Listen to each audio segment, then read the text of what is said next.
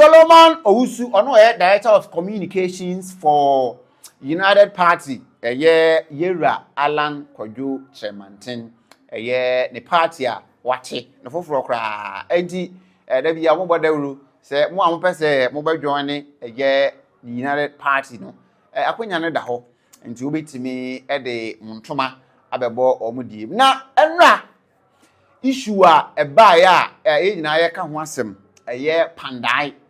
Kpandai seat. Mashada actually on several occasions, you know. Me say ye be sign edi hu komo bi na Solomon Owusu, Director of Communications, wakasa de afa Martin Yindam. O say Martin Yindam should rather be disappointed. But me so many Martin Yindam an come ni beje. But was say Martin Yindam should be disappointed because the court did not say abana ewo moto ye ewo temale Kpandai no ye nwiem na emomu no what the Supreme Court ruled on no the Tamale High Court having the jurisdictional authority say obey annul sa particular elections no na we declare Martin Yindam say he's no more a member of parliament. Now, he should be worried because elections, still stand say it was rigged. Now, this is Solomon Owusu. I will say, Island TV Plus. What you break out here, over like video, no share, no subscribe. Now, also the comment about on what Solomon Owusu clearly said. Now, Solomon Owusu, and open one more, just say, or my neck presses from. It has to be press obi neck ya. He's one of them. Solomon will press your neck, or ne lawyer Martin Pebu, or ne Ashanti Regional Minister. Sir, personalities idiot. You be general ama ohun as show.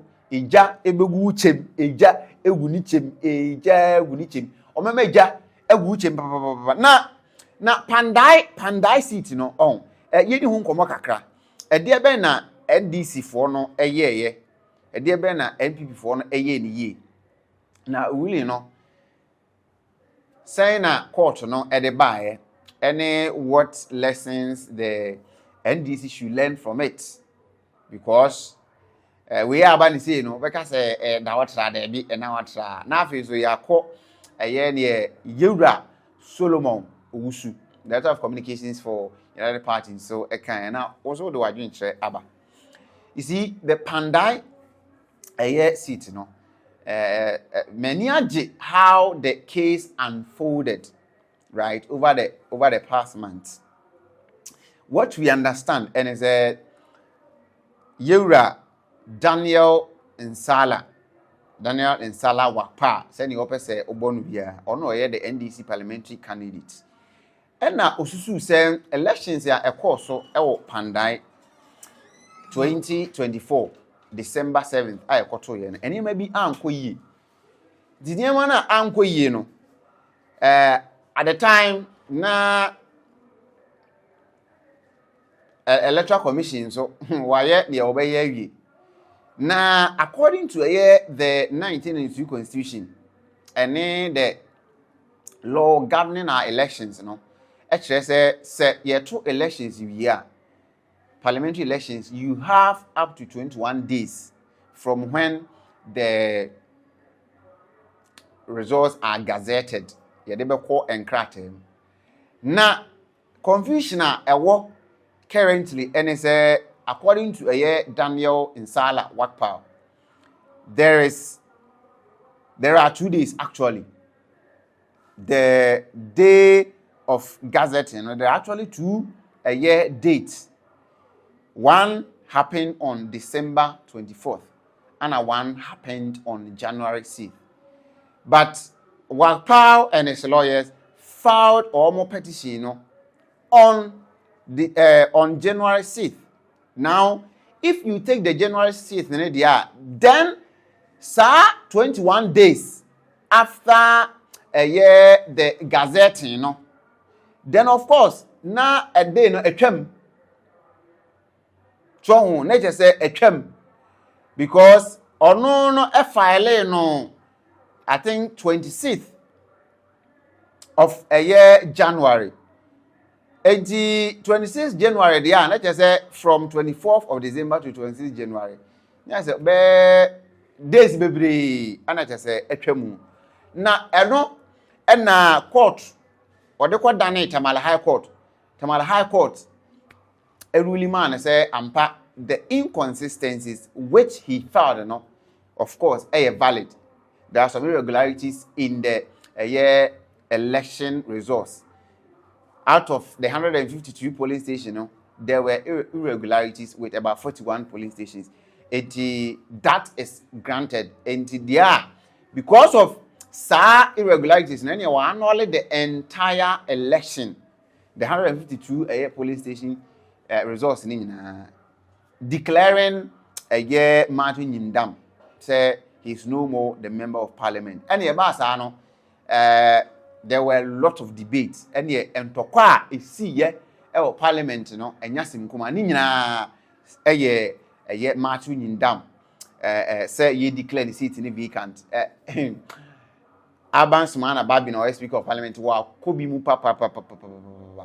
from declaring the seat vacant and the clerk of parliament notifying a electoral commission of a vacant seat and tokwa akoso enye asimkuma but they were following a year procedures na sabre ni mo a na Martin Yindam ne lawyers nso no omo file a year the no seal of execution application of seal of execution. Say though Tamale High Court the ruling na badie but the EC should stay and I say the parliament headed by Aban Sumana Babin should stay sa particular decision no more file application a year Supreme Court. Na enwachire no ana ono sign file any no application of certiorari. Say decision Tamale High Court eteki they didn't have the proper a year authority jurisdiction say omo ebeye sa ruling no enti the Supreme Court should annul and actually should quash that decision. Na enra court kwa achetra no na omutie enkurobo NDC for nkurobo MPP for nkurobo no waje atum se ampa Tamale High Court ruling no they didn't have that jurisdictional authority, therefore omo akwaje reinstating Martin Yindam as the member of parliament.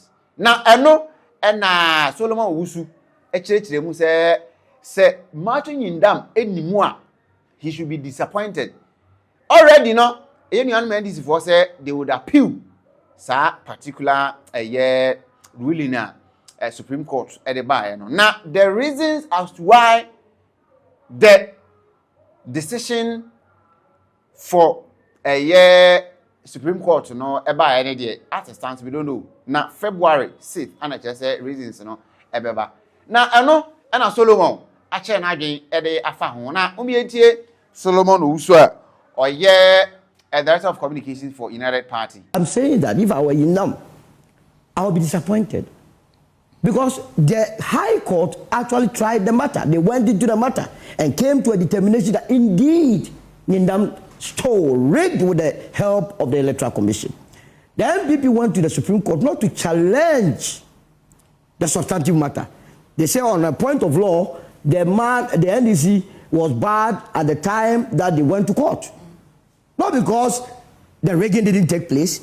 So if you are in parliament, to my mind, he is in parliament by virtue of rigging the good people of Kpandai. That is why I was expecting a rerun, so that he goes back and establishes his authority. He establishes that indeed he won election 2024. But with this, with the ruling in sight, how does he rejoice over such a victory? And I'm not going to take anything that he says in parliament serious from today to go. If he goes back, because then it means that the will of the people have been shortchanged. People of sound mind who woke up very early in the morning and queued and voted for a particular candidate to represent them have been shortchanged. And yeah, Solomon, he's saying something different. One way you not like him. Now, the lessons are, I was say NDC for, it's a free moon any. So in any case, when the table turns, and it is their hope, it is the hope of the National Democratic Congress anchor, the table won't turn. But the Ghana electorate is a bit dynamic. So whenever we bring you can't really predict the future. Now, if the table turns out, the NDC should be prepared. Say what is happening now, they are going to face same. Say they also challenge a lot of their seats. Sanity, Now, Osha a year case of the court to know. I think the NPP, the NDC could have argued in a different way. But again, it is what it is. And that is what the court ruled on. You can't blame them, and you can't blame the courts. The court listened to or looked at the fact of the case, looked at the merits, and then gave its ruling. Though majority caucus led by Nelson Roxanne Dafemapo, almost say they were not happy with the ruling, but they are law-abiding citizens. Therefore, they would agree with the Supreme Court. They are going to appeal the case. And this Kpandai case no be akwa kwesi ma yehu adwenkyerɛ ɛwɔ comment section na on like video no a wala like e dey amai.